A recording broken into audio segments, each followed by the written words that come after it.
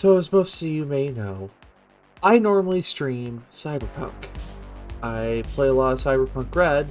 However, I was, well, well, I don't know if suggested was a word, but, well, strongly suggested by some friends that I check out Bladerunner, the role-playing game by Free League Publishing. And I was reached out to by a friend, said that they would be able to get me, connected with some folks over at Free League. And so I went ahead and reached out over to the publisher, and Free League, they are a fantastic group to work with. And especially shout out to Miss Bull for helping me get all of this lined up so we can make this possible. So I would like to just take a moment to clarify that I will be right now reviewing the starter set.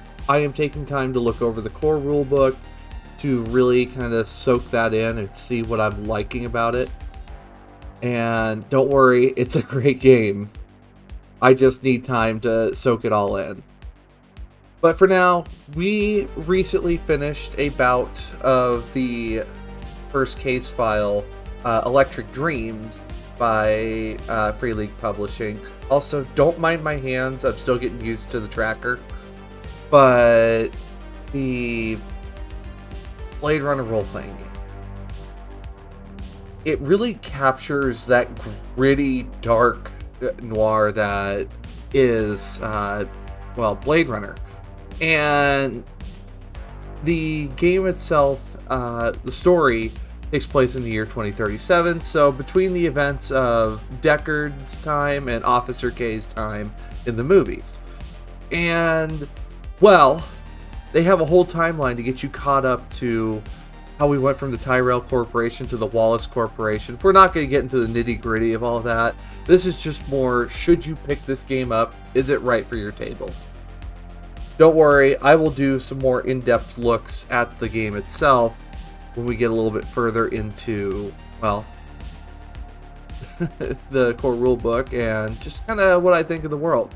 What they did really, really good, opening up the starter set, and when I opened up the starter rules, they immediately plunged more into getting you set into the mood of LA in 2037.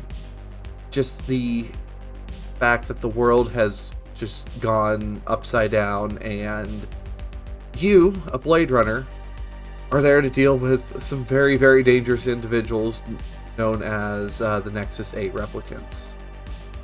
Well, I think also multiple other replicants as well, but in the most part, you're dealing with the Nexus 8.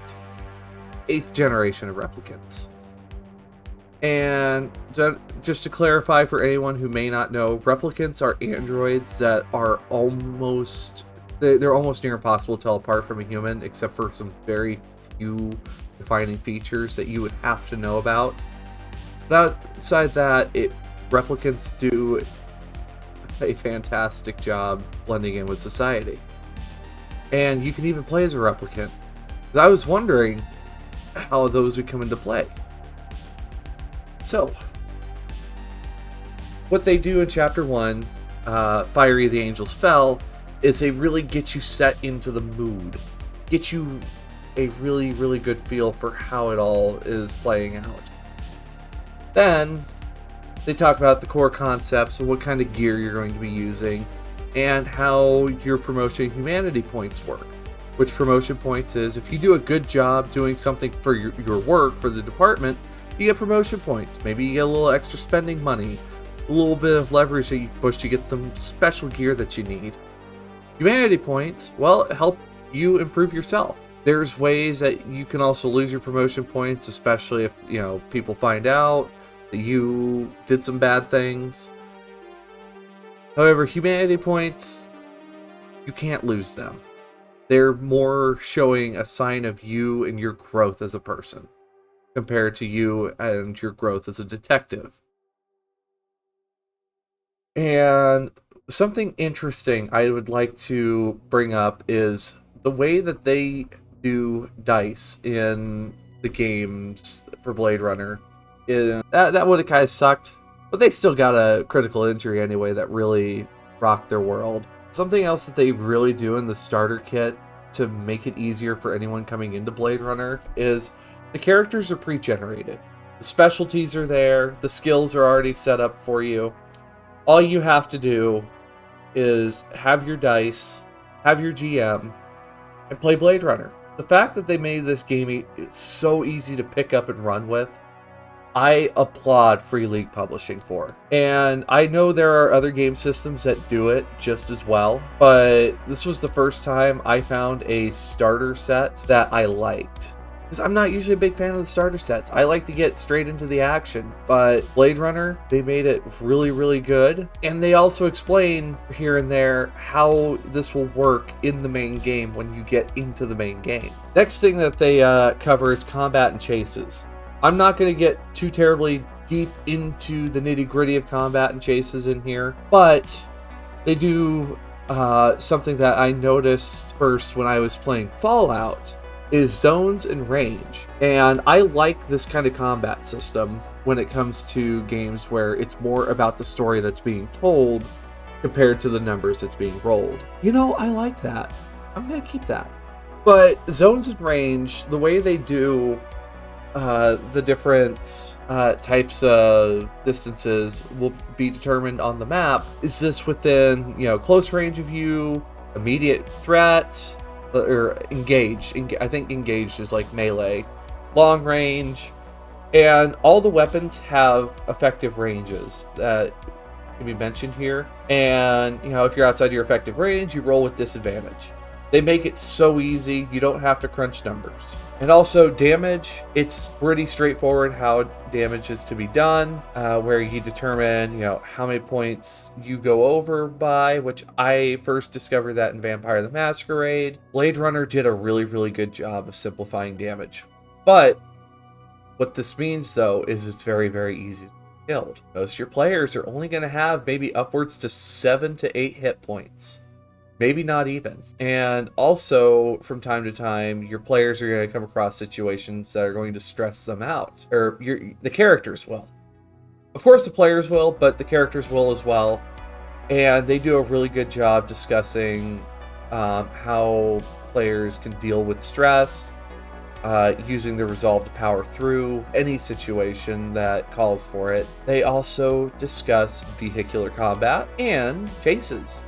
There are rules for chases. This is something that I haven't seen in any other game, but it works as its own mini game inside the game that involves cards, where the person that's fleeing, the prey, we have the prey and the pursuer is what I'll call them. The prey has a card that they have to draw, the pursuers have cards that they have to draw, and the GM can also draw an obstacle card to just make things just a little bit more dicey when you're trying to make your way through the combat. And also, a lot of these things are references to the movies. And I love it. I enjoy a good reference in my games. And finally, in the latter half, or the late part of the starter kit in the rulebook, they talk about, your headquarters, what resources you can get from the LAPD, and how to leverage your assets, including with those promotion points I mentioned earlier.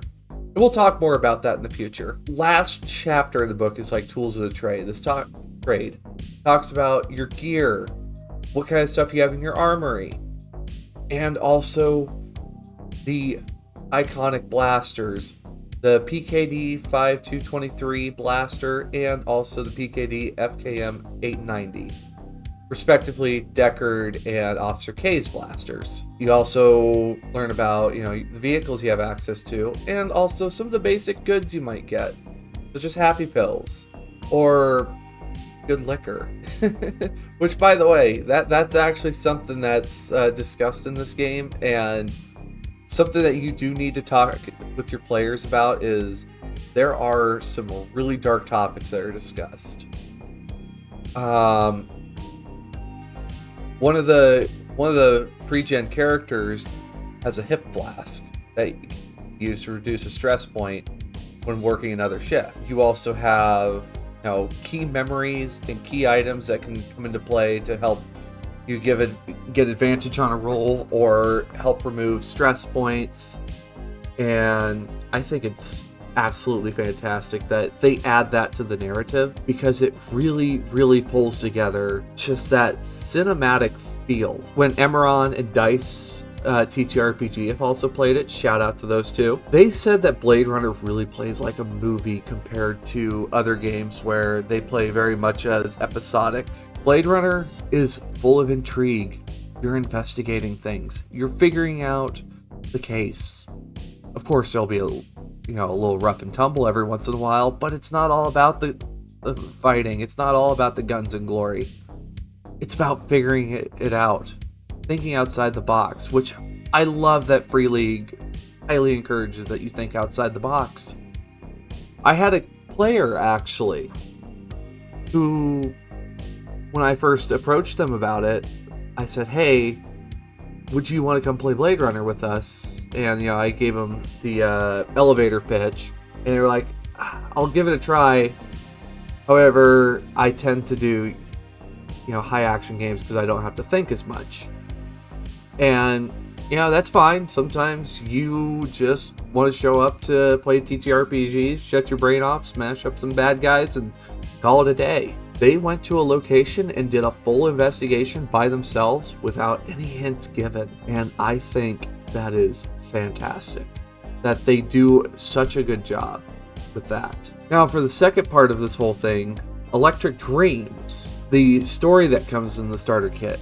Case File 1. I won't go into the details of Electric Dreams too terribly much, so that way I don't spoil anything for anyone, because I highly recommend you play it. But this involves a Blade Runner gone rogue, and now you need to figure out what happened to her. When we open up Electric Dreams, it doesn't even start in the police station, and there's handouts galore in here, and all the handouts have relevance to the case. Every single one, including, of course, as a reference to Deckard, a newspaper. Well, I wouldn't even say it's like a reference to Deckard, but like newspaper at a noodle shop. Yeah. Like, there's stuff in the newspaper that's relevant to the case. There's stuff that's like in pictures that are sent to you that are relevant to the case.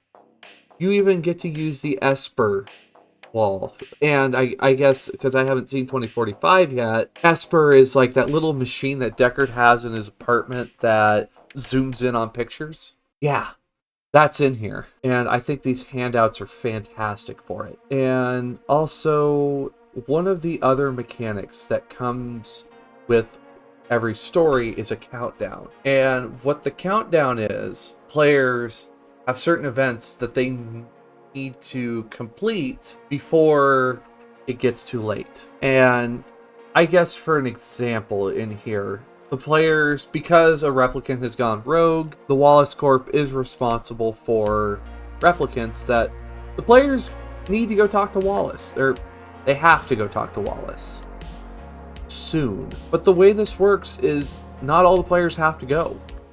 The players can go every which way to different places that they feel are relevant to the case, because not all of them need to be there holding each other's hands, compared to other games where if you split the party, someone's going to die. The many different events that take place in the countdown. You have a calendar, or not so much a calendar, but a table that covers like how many players are present, because you could play Electric Dreams with one character, and that would be Willem, but you can have all the way up to 4 characters. And you work your way through the case, and depending on the day or night that something occurs, maybe due to something that happened earlier in the week. Which, by the way, players, you have a place on your sheet to take notes for that day.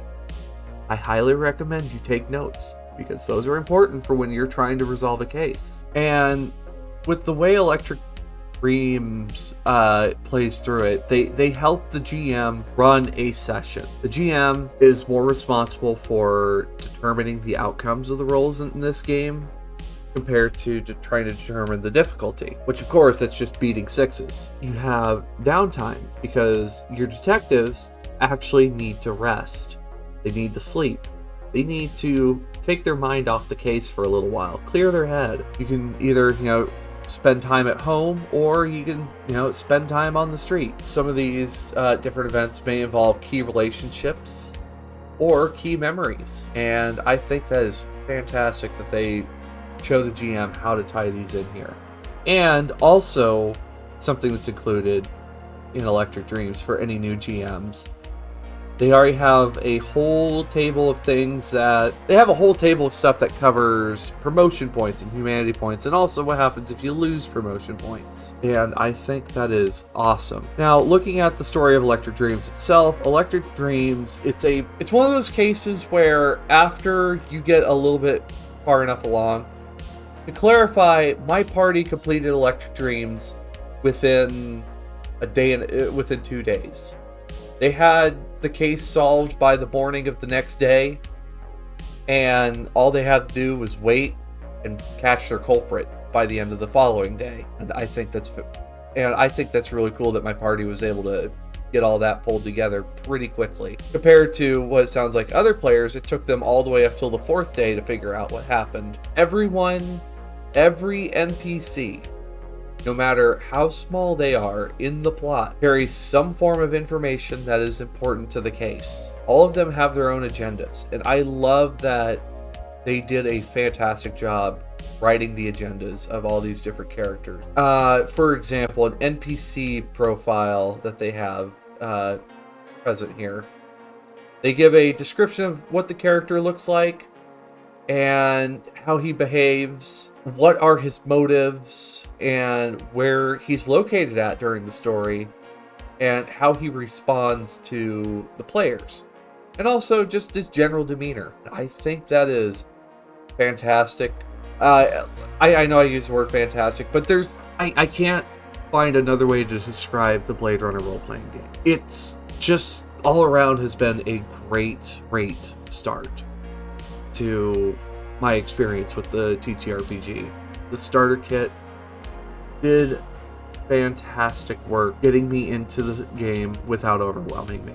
And also, they have a case file crime board, which is, in a sense, a timeline of like how you can get to different locations, where things should end up. A couple last things that I need to nail down just to wrap up the video here. The resources that are provided to you, you are able to use the Esper wall to zoom in on photos, which you have that. You have lockup to give you advantage while interrogating. Finally, the handouts. The handouts itself is what puts Blade Runner on a pedestal of its own and makes Blade Runner for me.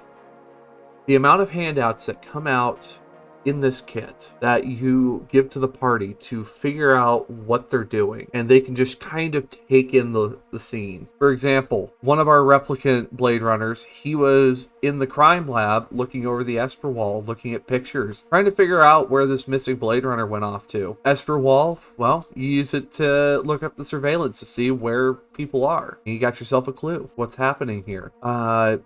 One of the other players that I mentioned earlier who did their own investigation early on, there's a picture that is given, and in a sense, it's like I Spy, where you're looking around to find different pieces of evidence for the case. And also, they did a really good job setting how dark Electric Dreams is. Now, I'm not going to mention why it's called Electric Dreams. However, when you do pick up Electric Dreams, and when you do pick up this, well, if you pick up the starter kit, when you do read Electric Dreams, GM is going to highly suggest that you just take a moment to sit down when you're reading this. Take it in. It's a lot. They do a really good job putting some terror into the dark future. And Free League Publishing, I cannot state how much I really enjoyed playing this game. If I had to put this on a scale of 1 to 10, 1 being, this is a game that I will never play again. 5 being, if this is the only one that's available, I'll probably sit down and play a session or two to see what I like about it. And 10 meaning, I'm going to pick this game up and I will probably run this game until I croak I will put Blade Runner at an 8. And, some of you might be like, Dia, if it's so good, why is it not a 10? There is one little hitch with Blade Runner, and in the starter kit alone. And if I had a chance to look over the core rulebook, which I'm going to soon, and it'll probably change the score down the road. Remember, people's opinions can change. So before you fire up your Twitter engine, let me just clarify this. The box set itself is fantastic for introducing you into the game. If I had to look at it compared to other starter kits, 10 out of 10, fantastic starter box. Loved it. Loved it. However, outside that, from what it looks like so far, the way Blade Runner plays, it looks like there is a lot of prep work on the GM side. So for someone like me, where I have to work a full-time job, and I have like other things that I take care of outside my job, I don't know if I could sit down and write whole stories for Blade Runner and have handouts available. And also, create the countdown. There's so many mechanics and concepts that come into Blade Runner, and maybe once I have a look at the core rulebook, that might change. It can always change. However, starter set, I recommend it. And I don't have it on me. Let me look up how much the starter set costs. We're about to do an internet, folks. The starter set, I imagine, is probably not going to be too terribly much for what all is in there. There is a lot of content in here. You got the map, you got player notebooks, you have, or like notepads. And fun fact, you can instantly share information with all your other players. I mean, imagine, in the future you could already do that, but they make it a point that you don't have to be right next to each other the entire investigation. There's times where, numbers help, but you don't have to be next to each other all the time. Hell, there was a location my players didn't even go to because they felt it was just absolutely irrelevant and it would have been a time waster. So, the Blade Runner TTRPG starter kit. It looks like here $35. It looks like on most websites. And like if we go straight to Free League's website, 538 crowns. Yeah.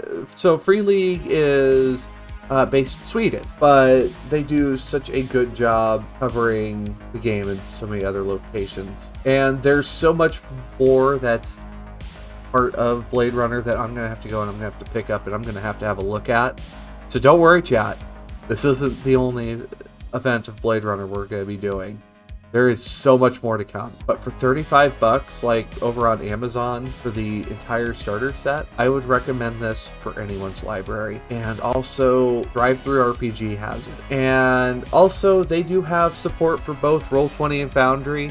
Roll20, there was some things that I just had some issues with, like the characters not being fully generated. But that was pretty easy to fix since you had the character sheets in the book. It was pretty easy fix. It just wasn't like instantly drag and drop. Now, I don't know much about Foundry, but if you're wondering about how the Foundry system played, I would highly recommend talking to Emeron. Or go watch his videos over there. But until then, folks, I'm Diamond Dust. Thank you so much for sitting down, and Free League Publishing, thank you so much for giving me this opportunity. I will get back to you guys about the core rulebook here in a few weeks, once we get other things figured out. But until then, folks, have yourself a wonderful new year, and I think we're going to have a fantastic time with this new game. All right?